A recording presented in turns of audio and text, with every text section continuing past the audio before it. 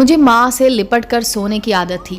کیا خبر تھی کہ کمسنی میں ان کا ساتھ چھوٹ جائے گا اور پھر اکیلے سونا پڑے گا۔ اب راتوں کو اٹھ اٹھ کر میں روتی تھی، تنہائی سے ڈر جاتی تو تکیے سے لپٹ جاتی، اپنی باہوں میں چہرہ چھپا کر اندھیرے سے بچنے کی کوشش کرتی۔ ان دنوں میں 3 برس کی تھی جب میرے ابو کی زندگی میں ایک اور عورت آ گئی۔ انہوں نے میری ماں کو چھوڑا اور اس دوسری عورت کے دامن میں پناہ لے لی۔ مجھے پھوپھی کے سپرد کر دیا گیا، جو اپنے بچوں کو تو خود سے لپٹا کر سوتی تھی اور مجھے ایک طرف کھٹیا پر ڈال کر کہتی، سو جا نہیں تو بلا آ جائے گی۔ 12 برس میں پھوپھی کے پاس رہی۔ جب 13واں سال لگا، ابا گھر لے آئے۔ دوسری ماں کے لبوں پر میرے آنے سے مسکراہٹ نہیں آئی۔ اس کا چہرہ ایسا ستا ہوا اور سپاٹ جیسے ہی کوئی پتھر کی مورتی ہو، کہ جس کے نقوش تو حسین تھے مگر جذبات سے عاری تھی۔ پھپھو کے گھر ان کی لڑکیاں میری ہمجولیاں تھیں جن کے ساتھ دل لگا رہتا تھا۔ یہاں تو گھر میں ہو کا سا عالم تھا۔ ابا کام پر جاتے اور ان کی یہ دل کی رانی کچن میرے حوالے کر کے یا تو محلے پڑوس میں چلی جاتی یا پھر اپنے کمرے میں جا کر لیٹ جاتی۔ ابا کے گھر میں تو جیسے بلاؤں کا راج تھا۔ سناٹے سے بھی بری بری اور ڈراؤنی آوازیں سنائی دیتی تھی۔ کچھ دن تو ابا میرا حال دیکھتے رہے، پھر بیوی سے کہا، شاہدہ ایسا کرتے ہیں کہ اپنی نور کو اسکول میں داخل کرا دیتے ہیں۔ اسکول سامنے ہی تو ہے، میں دیکھ رہا ہوں کہ یہ روز بروز مرجھائی جاتی ہے۔ کچن کے کام کے لیے ایک ملازمہ کا انتظام کیے دیتا ہوں۔ میری بلا سے ان کی بیوی نے بیزاری سے جواب دیا، جو جی میں آئے کر لو، میرا اس لڑکی سے کوئی واسطہ نہیں ہے۔ اگلے روز پھپھو آ گئیں۔ ابا سے کہا، رضوان میاں ابھی تک بچی کو اسکول میں داخل نہیں کرایا۔ اچھی بھلی میری سمیرہ کے ساتھ 4تھی جماعت میں پڑھ رہی تھی۔ میں آج جا کر وہاں سے اس کا سرٹیفکیٹ لاتی ہوں اور کل خود نور کو داخل کرا دوں گی۔ پھپھو نے ایسا ہی کیا۔ وہ سابقہ اسکول سے میرا لیونگ سرٹیفکیٹ بنوا لائیں اور مجھے اسکول میں داخل کروا دیا۔ اس معاملے میں میری سوتیلی ماں کچھ نہ بولی۔ ان کو مجھ سے کوئی سروکار نہ تھا۔ اسکول جانے سے میری طبیعت کچھ حشاش بشاش رہنے لگی۔ نئی سہیلیاں بن گئیں۔ رفتہ رفتہ ان کے ساتھ کلاس میں اور پھر گھر میں دل لگ گیا اور میں 8ویں جماعت میں آ گئی۔ میری ہم جماعت نائلہ ہمارے ہی محلے میں رہتی تھی۔ میں اسکول سے اس کے ساتھ آنے جانے لگی۔ ہم اپنی پڑھائی کے مسئلے مسائل بھی مل کر حل کر لیا کرتے تھے۔ اس طرح ہماری دوستی اور پکی ہو گئی۔ ایک دن اسکول سے واپسی پر میں نائلہ کے گھر چلی گئی۔ وہاں ان کا ایک رشتہ دار بیٹھا تھا۔ اس نے میرے بارے میں پوچھا کہ یہ کون ہے۔ میری سہیلی ہے، ہماری کلاس میں پڑھتی ہے۔ نام کیا ہے تمہارا؟ نور، میں نے سادگی سے جواب دیا۔ کہنے لگا، جن کا نام نور ہوتا ہے وہ بہت قسمت والی ہوتی ہیں، اپنا ہاتھ دکھاؤ۔ وہ میری ہتھیلی کی لکیروں کو غور سے دیکھ کر بولا، لگتا ہے کہ تمہاری ماں تم سے بہت پیار کرتی تھی۔ اچھا، اس کے علاوہ کوئی اور بھی ہے جو تم کو پیار کرتا ہے؟ نائلہ ہے، میں نے جواب دیا۔ تبھی میری سہیلی بولی، واہ دلہا بھائی، آپ بھی کمال کرتے ہیں۔ آپ کی پامسٹری ہو گئی فیل۔ نور کی تو امی نہیں ہیں۔ امی ہیں، میں نے جھٹ اس کی بات کاٹی، مگر وہ ہمارے ماموں کے پاس رہتی ہیں۔ جب ہمارے ساتھ رہتی تھی بہت پیار کرتی تھی وہ مجھ سے۔ وہ اب بھی پیار کرتی ہیں تم سے، دور ہیں تو کیا ہوا، تمہیں یاد کر کے رویا کرتی ہیں۔ اس شخص کے منہ سے یہ بات سن کر میری آنکھوں سے آنسو بہنے لگے۔ ارے ارے، روتی کیوں ہو؟ زندہ ہے نا تمہاری امی، تو کبھی نہ کبھی مل جائیں گی۔ اس کے ابا نہیں ملنے دیتے، نائلہ نے وضاحت کر دی، مگر اس کی ہاتھ کی لکیروں سے صاف ظاہر ہے کہ یہ بہت جلد اپنی ماں سے ملے گی۔ اس آدمی کے ایسا کہنے سے میرا دل کھل اٹھا، جیسے صحرا میں کسی پیاسے کو پانی نظر آ گیا ہو۔ کب ملیں گی؟ میں نے اشتیاق سے آنسو پہنچ کر سوال کیا۔ صحیح دن اور تاریخ تو نہیں بتا سکتا، لیکن اچھا یہ بتاؤ کہ تمہارے ماموں کا نام کیا ہے اور وہ کہاں رہتے ہیں؟ میں نے بتایا تو کہا، ارے وہ تو میرے دوست ہیں، میں اچھی طرح جانتا ہوں انہیں۔ چلو میں ہی تم کو تمہاری والدہ سے ملانے کی کوئی سبیل نکالتا ہوں، لیکن تم اس بات کا کسی سے ذکر مت کرنا۔ نائلہ چائے لینے گئی تو اس شخص نے بتایا، میرا نام کلیم ہے اور میرا نمبر یہ ہے، کارڈ کو سنبھال کر رکھ لو، دھیان رہے کہ کوئی دیکھنے نہ پائے۔ جب فون کرنا ہو نائلہ کے گھر سے کر لینا، میں آ جاؤں گا۔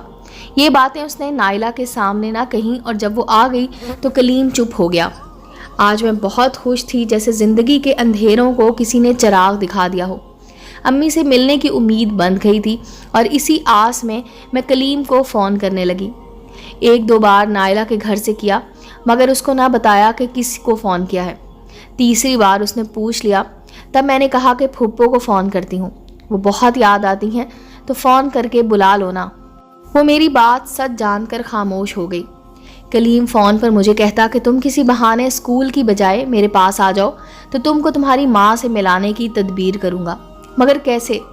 ارے بھائی، اسکول جانے کی بجائے وہاں سامنے جو دواؤں کی دکان ہے ادھر آ جانا، میں تم کو لے جاؤں گا تمہارے ماموں کے گھر۔ نائلہ جو ساتھ ہوتی ہے، تم اس سے کسی بہانے سے لڑائی کر لو، جب تک اکیلی گھر سے نہ نکلو گی مجھ تک کیسے پہنچو گی؟ میرے دل میں ماں کو دیکھنے کی خواہش اتنی شدید ہو گئی کہ میں خواہ مخواہ ہی بہانے سے نائلہ سے لڑائی کر لی اور اکیلی اسکول جانے لگی۔ ایک روز ذرا لیٹ ہو گئی، اسکول کا گیٹ بند ہو گیا۔ میں نے ادھر ادھر دیکھا، کلیم میڈیکل سٹور کے سامنے کھڑا نظر آ گیا۔ میں اس کی طرف چلی گئی، فوراً اس نے مجھے اپنی گاڑی میں بٹھا لیا۔ کوئی گمان کر سکتا ہے کہ 13-14 سال کی بچی مرد و عورت کے پیار کو سمجھتی ہوگی؟ میں تو ماں کی لگن میں کلیم کی جانب کھینچنے لگی تھی، اس کی طرف بڑھتی گئی۔ اس نے بھی میری اتنی تعریفیں کی کہ میں پھولے نہیں سمائی تھی۔ پہلی بار کسی نے مجھے احساس دلایا کہ میں بھی کوئی ہستی ہوں، میرا کوئی وجود اور اہمیت ہے۔ اس کا تعریف کرنا مجھے اچھا لگتا تھا۔ اسی طرح کئی بار اس کے ساتھ میں گاڑی میں گئی، مگر وہ نہ ماموں کے پاس لے گیا اور نہ مجھ کو میری ماں سے ملوایا۔ البتہ مجھے ایک بوڑھی شفیق خاتون سے ضرور ملوایا۔ وہ مجھے اس کے گھر لے گیا، کہنے لگا کہ یہ میری خالہ ہیں، بہت پیار کرنے والی ہستی ہیں، مجھے ماں کا پیار انہوں نے ہی دیا ہے اور تم کو بھی ان سے ماں جیسا ہی پیار ملے گا۔ کلیم نے صحیح کہا تھا، مجھے واقعی اس کی خالہ سے ماں جیسا ہی پیار ملنے لگا۔ میں بھی اس کو خالہ کہتی تھی۔ کلیم ان کے پاس چھوڑ کر چلا جاتا اور میں گھنٹوں خالہ کے پاس گزارتی۔ وہ میرے کنگھا کرتی، بال بناتی اور خوب ساری اچھی اچھی باتیں کرتی تھی۔ کبھی کبھی تو میں ان کی گود میں سر رکھ کر سو جاتی تھی اور وہ میرا سر سہلاتی رہتی تھی۔ وہ بالوں میں آہستہ آہستہ انگلیاں پھیرتی، اس طرح مجھے نیند آنے لگتی۔ دراصل کلیم جان گیا تھا کہ ماں کا پیار میری کمزوری ہے، اسی وجہ سے وہ مجھ کو خالہ کے پاس چھوڑ جاتا تاکہ وہ مجھے پیار کرے اور میں سکون محسوس کروں۔ اب خالہ کے ساتھ چند پیار بھرے لمحات گزارنے کی خاطر میں کلیم کی گرفت میں آ گئی اور اس کی پوجا کرنے لگی۔ حالانکہ یہ شخص عمر میں مجھ سے کہیں بڑا تھا اور شادی شدہ تھا، مگر مجھے ان باتوں کا احساس نہیں تھا۔ مجھے تو گھر کی نفرت بھری سرد فضا سے باہر پیار جتانے والا مل گیا تھا۔ میری تشنا روح کو کنارہ ملا، پھر وہ اچانک غائب ہو گیا۔ میری زندگی میں پھر سے کوئی کمی آ گئی، پھر سے تنہائی محسوس کرنے لگی۔ نگاہیں ہر دم اسی کو تلاش کرتی۔ اب میرا کسی کام میں دل نہ لگتا تھا۔ خدا نے آخر میری سن لی۔ ایک دن اسکول جاتے ہوئے وہ سڑک پر جاتا دکھائی دیا۔ دل بلیوں اچھل گیا۔ میں چاہتی تھی کہ جہاں کھڑی ہوں وہاں سے ہی آواز لگا دوں، مگر یہ سمجھ میں آیا کہ یوں ہی کسی شخص کو سڑک سے آواز لگانا اور پکارنا ٹھیک بات نہیں ہے۔ کلیم نے میری جانب دیکھا، اس کو میری مسرت و اشتیاق کا اندازہ ہو گیا اور وہ میرے پاس چلا آیا۔ شکوہ کیا کہ تم کہاں چلے گئے تھے؟ مجھے تو خالہ بہت یاد آتی تھی۔ کہنے لگا، خالہ اپنے بیٹے کے پاس دبئی چلی گئی ہیں، ان کا گھر خالی ہے اور میں کافی مصروف تھا، اسی لیے نہیں آ سکا۔ اچھا اب تو آ گئے ہیں، اب تو امی سے ملوانے کی کوئی ترکیب کریں۔ ملانے نہیں، میرے ممانی ابو کے رشتہ دار ہیں، ابو کو پتہ چل جائے گا۔ کیا خالہ کے گھر تمہاری امی کو لے آؤں؟ وہاں مل لینا، وہ تو محفوظ جگہ ہے، ان کے گھر کی چابی میرے پاس ہے، وہ 3 ماہ بعد آئیں گی۔ یہ تو بڑی مدت ہے، میں انتظار نہیں کر سکتی۔ کلیم آپ خالہ کا انتظار مت کریں، پہلے ہی امی کو لے آؤ نا، بس آج کل میں۔ ٹھیک ہے، کل تم ان کو یہاں ملو گی۔ اس روز میری مسرت کا ٹھکانہ نہ تھا۔ اگلے دن میں کلیم سے ملی، اس نے کہا کہ آج تمہاری ماں کسی مجبوری کی وجہ سے نہیں آ سکی، ان سے تم 2 دن بعد مل سکو گی۔ یوں ہی وہ مجھ کو ٹہلاتا رہا اور مجھے گھیرے میں لیے رکھا۔ کسی طرح نائلہ کی امی کو سنگن ہو گئی کہ میں اسکول جانے کو نکلتی ہوں، لیکن اسکول نہیں جاتی، تو پھر کہاں جاتی ہے یہ؟ انہوں نے میری سوتیلی ماں سے ذکر کر دیا، کیونکہ میں نے تو نائلہ سے لڑائی کر رکھی تھی، اسی وجہ سے اس کو بھی علم نہ تھا کہ میں اسکول نہیں آتی تو کہاں جاتی ہوں۔ جب بات میری سوتیلی ماں کے کانوں تک پہنچی، اس نے ملازمہ سے میری جاسوسی کرائی اور پھر ابا کو بتا دیا کہ تمہاری لڑکی غلط رستے چل رہی ہے، اس کی خبر لو۔ انہوں نے مجھے بلا کر پوچھا تو میں اتنا روئی کہ نہ وہ کچھ سمجھ سکے اور نہ میں کچھ بتا سکی۔ ہماری گلی میں ایک لڑکی کی شادی تھی، شام کے 6 بجے ہم شادی والے گھر پہنچ گئے۔ خیال تھا کہ رت جگہ رہے گا، شادی والے گھر ہنگامہ رہتا ہے، اس موقع سے فائدہ اٹھاتے ہوئے میں وہاں سے کھسک گئی۔ سوچا اتنی بھیڑ میں میری غیر حاضری کا کسی کو علم نہ ہوگا۔ میں کلیم سے ملنے کو چل دی تاکہ اس کو بتا سکوں کہ سوتیلی ماں نے ابا کو بتا دیا ہے، اور اب بھی تم نے مجھ کو میری ماں سے نہ ملوایا تو پھر میں تم سے نہ ملوں گی۔ میرا خیال تھا کہ اس مرحلے پر کلیم کو باخبر کرنا ضروری تھا، ورنہ ایسا مقام بھی آ سکتا تھا کہ بیوی کے بھڑکانے پر والد مجھے اسکول سے ہی اٹھوا لیتے۔ مجھے معلوم نہ تھا کہ ماں نے مجھ پر نگاہ رکھی ہوئی ہے۔ اس نے اسی وقت ابا کو بلوا کر آگاہ کر دیا کہ تمہاری لڑکی ابھی ابھی شادی والے گھر سے نکلی ہے، ذرا دیکھو تو کدھر گئی ہے۔ ابا نے دوست سے گاڑی مانگی اور سڑک پر آ گئے، جبکہ میں پیدل چلی جا رہی تھی۔ آگے جا کر میں نے تانگا لیا اور کوچوان سے کہا کہ مجھے ضروری فون کرنا ہے۔ اس نے ایک دکان پر تانگا روک لیا، کہنے لگا کہ بی بی یہ پی سی او ہے، یہاں سے فون کر لو۔ میں نے کلیم کا نمبر ملایا، اس نے ہیلو کہا، بتایا کہ آپ کی طرف آنا چاہتی ہوں، ضروری بات کرنی ہے۔ وہ کہنے لگا خالہ کے گھر آ جاؤ، وہ تم کو نزدیک پڑے گا۔ اسی تانگے پر میں اس کی خالہ کے گھر پہنچی، اس بات سے بے خبر کہ ابا گاڑی میں میرا پیچھا کر رہے ہیں۔ خالہ کے گھر میں گویا وہ میرے ہی انتظار میں بیٹھا تھا، کیونکہ ہم اکثر یہاں بیٹھا کرتے تھے اور یہ ایک محفوظ جگہ تھی۔ ابھی مجھے یہاں آئے چند ہی منٹ ہوئے تھے کہ والد صاحب آ گئے۔ انہوں نے دروازہ بجایا، کلیم نے دروازہ کھولا اور وہ اس کو دھکیل کر اندر آ گئے۔ اس سے پہلے کہ ان کا ہاتھ اٹھتا انہوں نے کہا، جانتے ہو میں اس لڑکی کا باپ ہوں جو اندر بیٹھی ہے، اور میں اسی کے ساتھ یہاں تک آیا ہوں۔ یہ سن کر کلیم سہم گیا اور وہ اندر آ گئے۔ اس کمرے میں جہاں میں بیٹھی ہوئی تھی ان کو دیکھ کر میرے پیروں تلے سے زمین نکل گئی، مگر اس وقت ابا نے سمجھداری سے کام لیا۔ کلیم سے بولے، یہ کب سے تم سے ملنے آ رہی ہے؟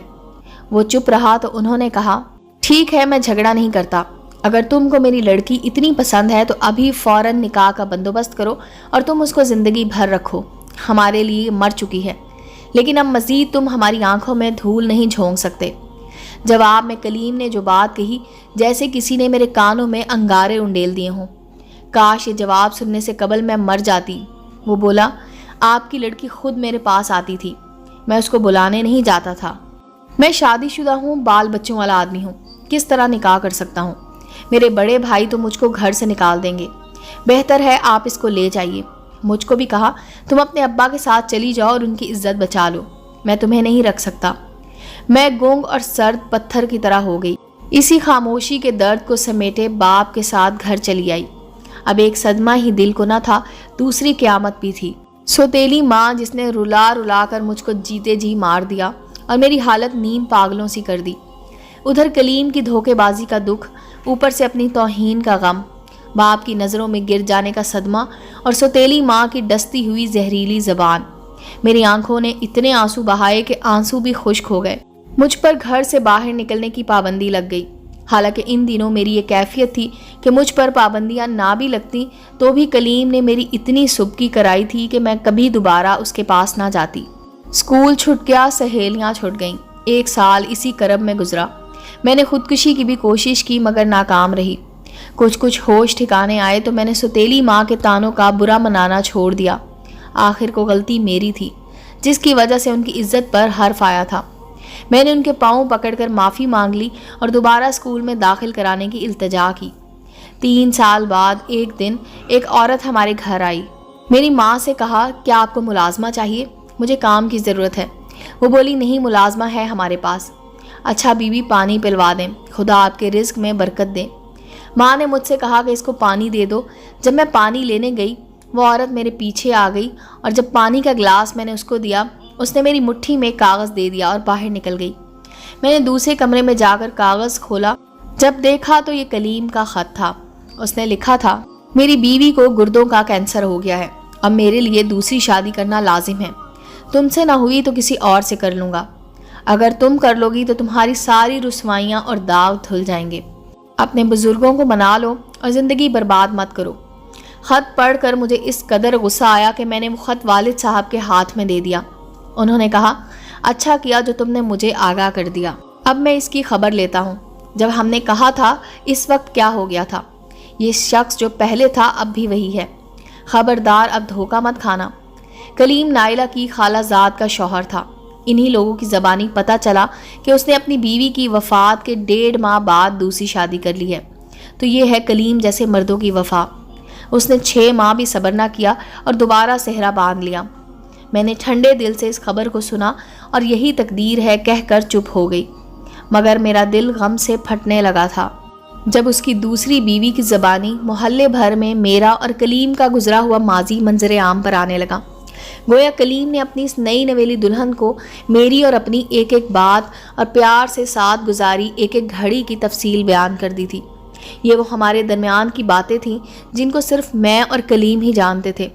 وہ باتیں اب زبان زد عام ہو گئی۔